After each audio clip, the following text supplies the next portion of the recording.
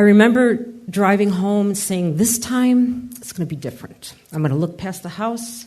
I'm going to be happy with my mother, and I'm going to let it go. And I'd pull up to the house, and all that accumulated bitterness would just weigh down on me. That's Rose Rivezzi, live on stage in Saranac Lake in 2017. And on today's episode of the show, we're wrapping up this season with something special. From NCPR and the Adirondack Center for Writing, this is The Howl. I'm Ethan Shanty. Okay, like I said, folks, this is it, the last episode of Season 3. It's been a fun ride, and I'm really glad and really thankful that you've been along for it with me. And when I think about all the stories that we've heard together and that I've told you, I can't help but reflect on what it's all been about. And I've decided it's more than just storytelling. It's all about making a connection. Stories are what connect us. They help us understand the world and become more empathetic people. That's, of course, what happened when I heard today's story from Rose Rivezzi. In my life, Rose is just the friendly person that I meet at Big Spoon, a community kitchen where I pick up locally prepared meals every week. Sometimes if the weather is nice, we'll talk for 5 minutes or 10, but we've never really peeled back the layers. And just as I was figuring out what story I wanted to tell on today's episode to find that connective tissue to Rose, I ran into someone who threw me a curveball I had to explore. So it's Katie Schuler. It's K-A-T-I-E-S-C-H-U-L-E-R. Katie is an artist, a woodworker, and an educator whose work I would call abstract, but she would not. I would never consider myself an abstract artist. No. But yeah, I mean, obviously that would make total sense. What do you consider yourself then? I know, that's a hard question. I don't know. You work on this every day. You must think about it a little bit. Yeah, for me, it's almost like indescribable. It's something that just like makes sense.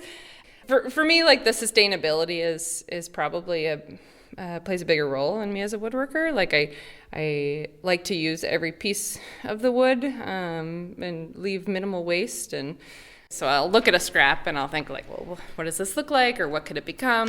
And so I think of it more as like functionality as opposed to abstract art, which is really weird. Cool. Yeah.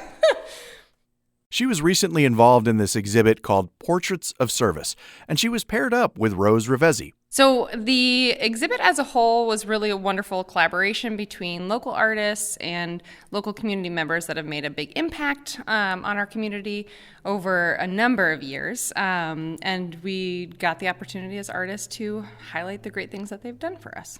So you met up with Rose Rivezzi to kind of like get her life story and then create a portrait? Yes, yeah, and what a huge task to do, to try to encapsulate all the major things that she's done in one piece. During the course of that interview, Katie learned about Rose's life and the work that she's done in our community. She told me a lot about her life, her career as a teacher. She and I worked in the same district, just at different points at Parishville Hopkinton. She was instrumental in Kay's Place, the park in Ives. She was instrumental, obviously, in Big Spoon Kitchen, and also in writing Kids on the Trail, the book for families in our local area to get out in nature. And then Katie herself went to work. So now hanging in the St. Lawrence County Arts Council Gallery in downtown Potsdam is the portrait. It's a frame of locally sourced wood filled with moss. In each of the four corners is a cut of circular wood on which there are objects that represent a different part of Rose's life. On the first are pebbles that form a walking path, which represents Rose's work on the hiking guidebook Kids on the Trail. Then encased in epoxy are skins from garlic straight from Italy, which has been growing in Rose's family for generations. Next, we see seeds arranged like rippling water, which represent the food and culinary work that Rose has done. And then on the last slab are peak season flowers and foliage, representing Rose's efforts to build a kids' playground in Ives Park in Potsdam. And then right in the middle of this piece is a blank slab. The center is left intentionally blank because she's continuing to impact our community. And just because we are honoring her now doesn't mean she's not going to continue to do great things. After all this, Katie and I had a conversation about what it means to pursue art in the North Country and how neither of us really aspire to be wealthy or famous. We just want to do good for our community, just like Rose has. I like to think as an artist that I'm just a positive contribution to the community. I don't have big aims of being honestly famous or really wealthy off this. It's just really fun to do. It brings me joy, and it's just nice to see people like come in and smile at your work and just leave a little happier. The stories that I hear on this show always make me ask myself questions about my own life experience. That's what the best stories do. And I really think that storytelling is the most important tradition that we have as people. When I consider this show and what it means for me and maybe for you, it's all about connectivity. And that's what this piece is about for Katie. It's what the work that Rose does is all about too. Where else would I get this opportunity? Not where I was in a big city where I'm a small name, but it's just a really fortunate thing to get to celebrate our human connections and the great things that people are doing in our small community to make big differences. That was the artist Katie Schuler. You can find a photo of Katie's work, her tribute to Rose Rivezzi, by visiting ncpr.org/Howl. All right, so now that we've heard about an artist's rendering of Rose Rivezzi, let's hear from the woman herself. Rose told this beautiful story live on stage in Saranac Lake back in 2017.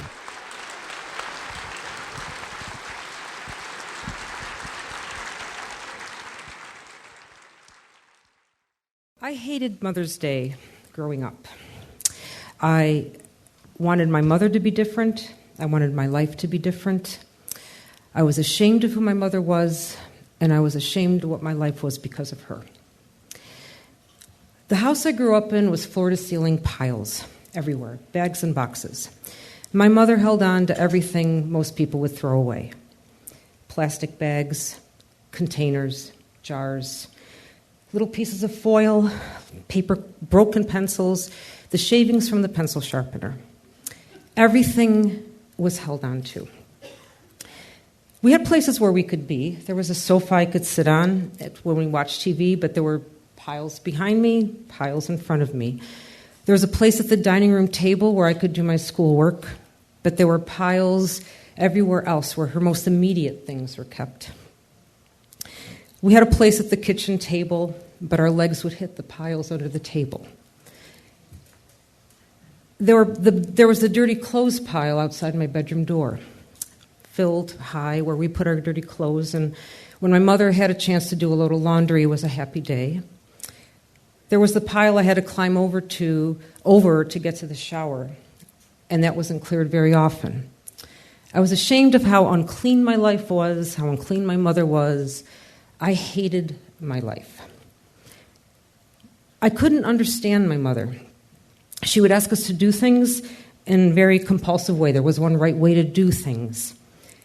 And my mother sometimes would go into dark places, and she'd retreat to her bedroom, first crying and telling us that we didn't understand her, we didn't care about her. And she might be there for hours, she might be there for days. And I remember being at her bedroom door, pleading with her to come out, doing whatever we needed to do, whatever apology we needed to make, whatever concession we had to make, to get her to at least come out to the little bit more normal place. I wanted to escape my world. I wanted everything to be different. I wanted the house to burn down. I wanted everything in it to burn as well. College was my escape. And when I went to college, my lens on my mom shifted a little bit.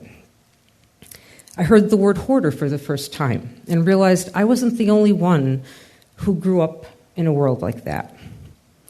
I learned how debilitating depression can be as a mental illness. And I started making trips back to Italy to try to understand my mother's story. A little backstory on my mom.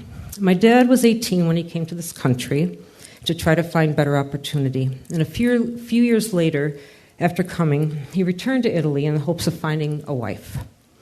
My mother's sister was already married to my father's brother, so educated city girl meets uneducated country boy after knowing him only 4 weeks, and they decide to marry.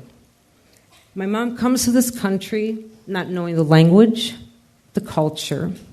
She needed to learn to be a wife and soon a mother to 4 daughters. My mom fought bitterly with my dad because she thought this would be a temporary trip to the States. She thought they would at some point return back. They went to celebrate my first birthday in Italy, but then after that, It would be 30 years before my parents went back, because my mom knew if she went back, she would never come back. And my dad would not give in to this one. I wanted to try to help my mom. I would offer to go to her home and help her sort through the things in whatever methodical way would make sense to her, so she could come out from underneath these piles. No help wanted. I would try to encourage her to seek professional help. No outside intervention at all. All my mother ever asked for was patience and understanding, and I couldn't give it. I remember driving home and saying, this time it's going to be different. I'm going to look past the house, I'm going to be happy with my mother, and I'm going to let it go. And I'd pull up to the house, and all that accumulated bitterness would just weigh down on me.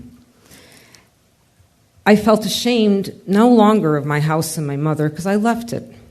But now I felt ashamed that I couldn't help my mom, but probably more that I didn't want to help my mother. I didn't know how, and I didn't want to. I couldn't. I felt a lot of guilt about that. When my mom became a nana, things got a little better. There were some pile-free zones in the house so husbands and grandchildren can come visit. My mother always seemed very happy when she came to my house because it was a nice, tidy house, except she'd go through my garbage and she'd take whatever she thought was useful and she'd bring it back to her house. My children were never ashamed of their nana. They just knew her as a place of Italian culture. Her home is a place where there was that lovely Italian culture and a curiosity, but they didn't have the shame that I had growing up. My mom died about 10 years ago, and I wept, not for the mom I lost, but for the mom I never had, but probably more for a life that could have been something so different in another place, in another time. It's taken me a long time to deal with the shame I had as a child, but I've finally been able to embrace my mother's mental illness and have more compassion for her story, to forgive her for all that I felt as a child. It's been a longer time for me to try to figure out how to forgive myself for feeling I've abandoned her. My son asked me not too long ago, Mom, what do you want to be called when you're a grandmother? And my first thought was, not Nana. But, I'm feeling differently about that now, and I feel I've let go of the skeleton enough to feel that would make me very happy. Thank you.